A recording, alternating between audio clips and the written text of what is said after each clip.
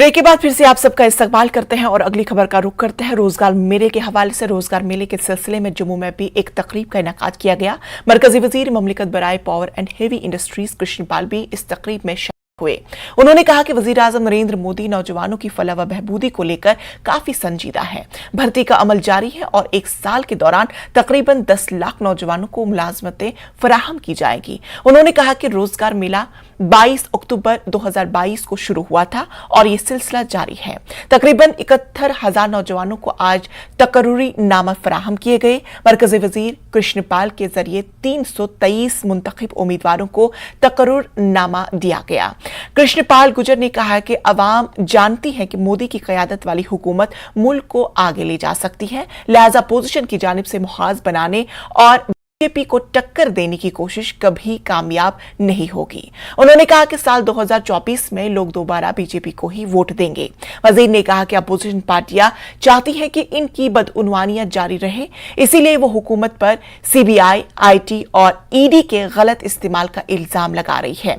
ये तमाम इदारे खुद मुख्तार है और बदउनवानी को बर्दाश्त नहीं किया जाएगा।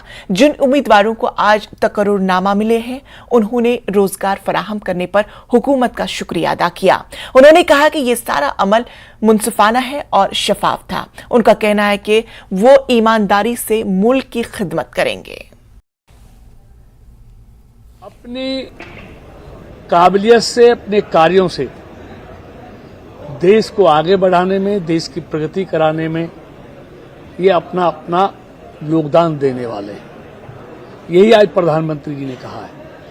और वैसे भी आप देखेंगे कि पिछले 9 सालों में देश ने हर क्षेत्र में गति के साथ जो प्रगति की है वो सबको दिखती भी है।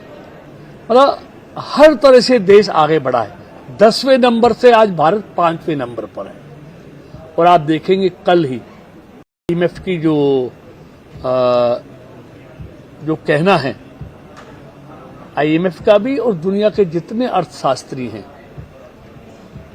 इकोनॉमिस्ट हैं, सबका ये कहना है कि आने वाले 5 साल में भारत जर्मनी और जापान को भी पीछे छोड़ते हुए दुनिया की 3 सबसे बड़ी आर्थिक शक्तियों में से एक होगा। मोदी जी वो फैसले ले रहे हैं जो देश हित में है।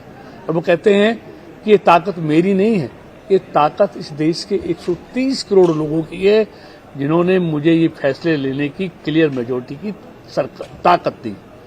मैं फैसले कर पा रहा हूं। आज भारत किसी के दबाव में नहीं आता, लेकिन मोदी जी ने पहले कहा संकल्प से सिद्धि। उनके हर कार्य में संकल्प होता है और उसको सिद्धि तक पहुंचाते हैं।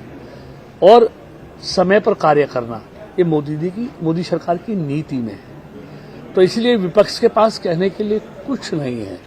तो मेरी लास्ट ईयर की ग्रेजुएशन कंप्लीट हुई है और मैंने 6 महीने लगाकर पूरी डिटर्मिनेशन के साथ तैयारी की थी, तो मैं आज सिलेक्ट हो गया उसमें। तो अभी मैं आगे भी तैयारी कर रहा हूँ साथ ही इसके। मैं JK ग्रामीण बैंक में as a IT officer select हुआ हूँ।